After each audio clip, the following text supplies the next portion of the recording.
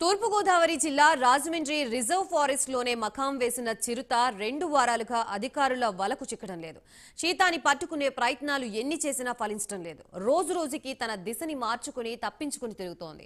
నిన్న రాత్రిలా చెరువు ఆటోనగర్ మధ్య జాతీయ రహదారిని క్రాస్ చేసిన చిరుత పుష్కరవనం వైపు నుంచి ఫారెస్ట్ అకాడమీలోకి ఎన్హెచ్ దాటి వెళ్లింది. చిరుత రోడ్డు దాటుతూ ఉండగా ఫారెస్ట్ అధికారులకి సమాచారం ఇచ్చారు ప్రత్యక్షంగా చూసిన వారు. మొత్తం 920 ఎకరాల విస్తీర్ణంలో ఉన్న ఈ అభయ అరణ్యంలోనే చిరుత సంచరిస్తున్నా దాని కదలికలు ట్రాప్ కెమెరా సీసీ కెమెరాలో రికార్డు అవుతూనే ఉన్నా భోనికి మాత్రం చిక్కడం లేదు.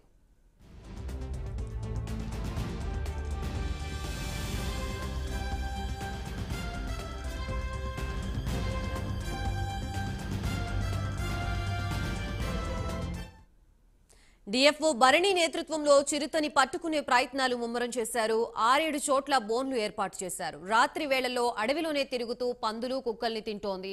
అడవిలో ఆహారం పుష్కలంగా దొరకడంతో రాత్రులు వేట సాగిస్తోంది. అందుకే సమీప జన సంచారం నివాస ప్రాంతాల్లో తిరగడం లేదు. బోను వరకు వచ్చి అందులో ఉన్న మేకను చూసినా తినేందుకు లోపలికి వెళ్లకుండా వెనక్కి వెళ్లిపోతోంది. చిరుత చుట్టుపక్కల నివాస ప్రాంత వాసుల్ని రోడ్డుపై వెళుతున్న వారు అప్రమత్తంగా ఉండాలని విజ్ఞప్తి చేస్తున్నారు అధికారులు. రాత్రి 6 గంటల తర్వాత బయటికి ఒంటరిగా పిల్లలు రావద్దని హెచ్చరిస్తున్నారు.